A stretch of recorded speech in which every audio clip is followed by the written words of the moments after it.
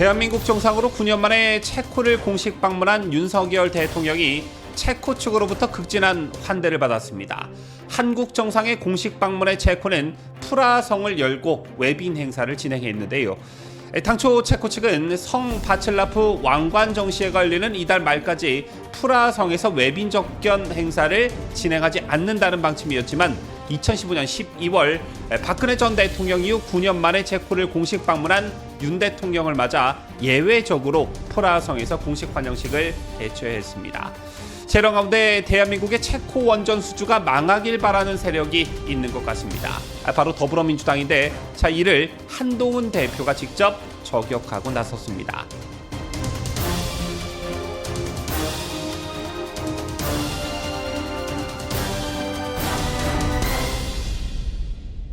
시청자 여러분 안녕하십니까? 뉴스데일리 베스트 민앵커입니다.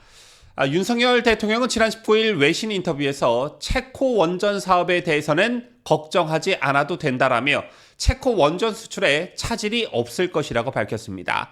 그리고 윤 대통령은 이날부터 나흘 일정으로 체코를 공식 방문해 원자력 발전소 건설 사업 수주를 위한 세일즈 외교에 나섰는데요. 그런데 국익을 위해 체코 순방길에 나선 윤 대통령을 두고 더불어민주당이 초치는 행위를 서슴지 않고 있습니다.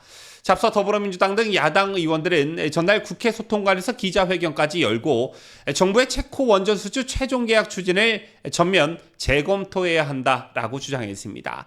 이들은 이대로 가면 수조원 대 손실이 발생해 국민 열세를 쏟아부어야 할지도 모른다라면서 24조 원 잭팟이라 부르던 원전 수출이 미국의 문제 제기로 어려워지자 부랴부랴 만든 일정이라고 폄훼했고요. 또한 이들은 원전 수출의 발목을 잡은 건 미국이지 체코가 아닌데 왜 체코를 방문하는지 이해할 수 없다라고 했습니다.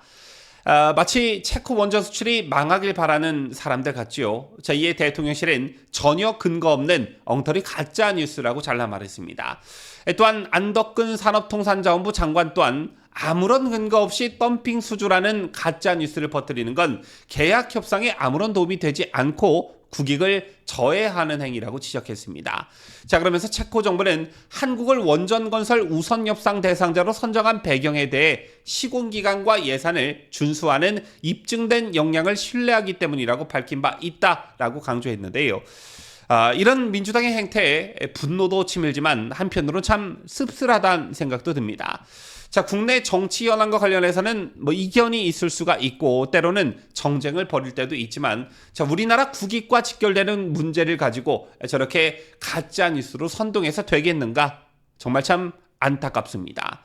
채를 한동훈 대표도 비판하고 나섰는데요. 한 대표는 자신의 SNS에 더불어민주당은 대한민국의 체코 원전 수주가 망하길 바라는 건가? 라고 따져 물었습니다. 그러면서 문재인 전 정부를 직격했는데요. 민주당 집권 5년간 해외 원전 수주 성과는 0, 제로였고 그나마 수주할 뻔한 적은 있었는데 2017년 우선 협상 대상자로 선정됐던 영국 원전 사업이 결국 무산됐다는 사실을 상기시켰습니다. 왜냐? 민주당 정권이 국내에서는 탈원전을 외치고 외국에 나가서는 우리 원전이 안전하다면서 사달라고 하니 앞뒤가 전혀 맞지 않았기 때문이었다는 것이지요. 이런 측면에서 보면 원전과 관련해 윤 대통령이 커다란 성과를 내는 것이 민주당 입장으로서는 달가울 리가 없는 것이겠고 두렵기까지 한 것입니다. 그리고 며칠 전에 전력난에 시달리고 있는 베트남이 안전성 논란 등으로 도입을 보류했던 원자력 발전소 건설 재검토에 나섰다는 소식이 있었습니다. 로이터 통신에 따르면 베트남 당국이 수년간 원전 개발 재개를 고려해왔고 러시아, 한국, 캐나다 등의 소형 원자로 도입 지원 가능성에 대해 논의했다고 보도했는데요.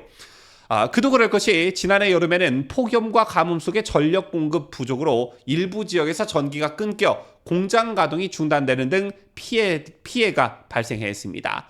제2 베트남 당국은 화력발전 용량을 늘리고 재생에너지 사용 확대를 추진하는가 하면 기업들에게 에너지 절약을 요청해왔지만 결국 한계에 부딪히자 원전을 다시 고려하게 된 것입니다. 참고로 지난 2013년 박근혜 대통령께서 베트남에 방문했을 때 양국 정상이 원전 협력을 명시한 공동성명을 발표하는 등 원전 수출을 추진한 바 있는데 문재인 정권에서 그 연속성이 끊긴 것입니다. 어쨌든 원전 수출 복원은 윤석열 대통령의 커다란 업적이 될 것이다. 저는 이렇게 전망하는데요. 이런 뚜렷한 목적을 가지고 체코를 방문한 윤석열 대통령, 과연 어떤 환대를 받았을까요? 대한민국 정상으로 9년 만에 체코를 공식 방문한 윤석열 대통령이 체코 측으로부터 극진한 환대를 받아 화제를 모으고 있습니다. 자, 이 소식을 지금부터 전해드릴 텐데요. 윤 대통령과 김건희 여사는 현지 시간 19일 체코 측의 환영을 받으며 프라하 바칠라프 하벨 국제공항에 도착했습니다. 이 자리엔 체코 외교부 장관 주한 대사 내외 등이 윤 대통령 부부를 영접했고 체코 의장대가 도열했습니다. 윤 대통령은 리파브스키 외교장관과 함께 걸어가며 의장대를 사열했는데 물론 김건희 여사는 김정숙처럼 윤 대통령을 앞서 걷지 않았습니다.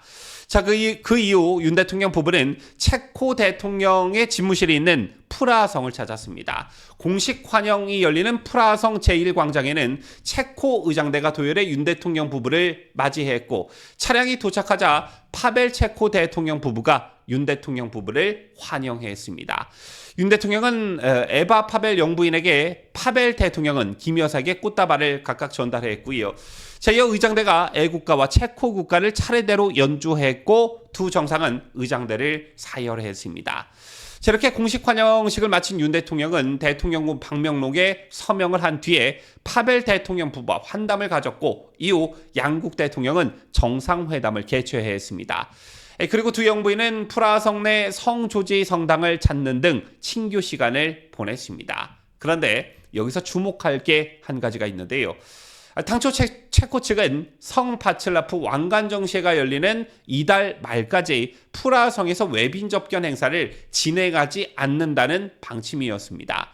하지만 2015년 12월 박근혜 전 대통령 이후 9년 만에 체코를 공식 방문한 윤 대통령을 맞아 예외적으로 프라하성에서 공식 환영식을 개최한 것입니다. 그야말로 윤 대통령의 체코 방문에 프라하성이 열렸다라는 것인데요. 자, 이어 윤 대통령 부부는 이날 마지막 일정으로 공식 만찬에 참여했습니다. 만찬에는 양국 정재계 주요 인사들도 자리했는데 공식 환영식부터 공식 만찬까지 무려 4시간 이상 파벨 대통령과 함께한 것입니다. 참고로 두 정상은 지난해 9월 유엔 총회, 그리고 올해 7월 나토 정상회의, 그리고 이번 정상회담까지 두터운 신뢰를 구축하고 있는 그런 상황입니다. 자, 우리가 체코하면 떠오르는 사람이 한 사람이 있죠. 바로 문재인 부부인데요. 지난 2018년 체코를 문재인이 방문한 적이 있습니다. 그런데 기억하시겠지만 완전한 외교 참사였습니다. 자, 그해 11월 27일부터 12월 4일까지 문재인 부부의 체코, 아르헨티나, 뉴질랜드 순방을 두고 많은 논란이 제기됐습니다. 유라시아 대륙을 횡단해서 체코에 1박 2일 동안 24시간을 머문 뒤에 대서양을 건너 남비에 있는 아르헨티나로 향했고 아르헨티나에서 개최된 G20 정상회의에 참석한 다음 남태평양을 가로질러 뉴질랜드를 국빈 방문하고 한국으로 돌아오는 불과 8일 만에 지구를 한 바퀴 도는 세계 일주 일정이었는데요. 그런데 문재인 부부의 5박 8일 해외 순방은 아르헨티나로 향하기 전 체코 경유 논란이 크게 부각되면서 논란이 되기 시작했습니다. 지구 반바퀴를 돌아 체코까지 갔는데 체코 대통령은 A4 용지에 편지 한 장 남기고 A4 편지 한 장 남기고 이스라엘로 그냥 가버린 상황. 즉 상대국 정상이 없는데 거길 왜 갔냐라는 비판이 일었지요. 또한 이곳에서의 김정숙의 행동도 도마에 올랐는데 김정숙이 체코 프라하성에서 설명을 듣다가 문재인을 놓쳐 나중에 뛰어와 팔짱을 끼는 장면이 방송과 신문을 장식했고 거기에 놀러 간 거냐? 이런 비판이 줄을 이었습니다. 자, 어떻습니까 여러분? 윤석열 대통령의 체코 방문, 그리고 그 이전에 박근혜 대통령의 체코 방문, 물론 공식 방문이었냐 아니었냐 차이는 있겠지만 차이가 나도 너무 난다는 것을 지적 안 할래야 안 할 수 없을 듯합니다. 지금까지 저는 자유대한민국을 소화하는 뉴스데일리 베스트 민앵커였습니다.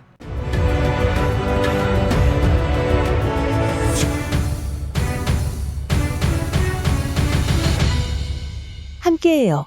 뉴스데일리 베스트.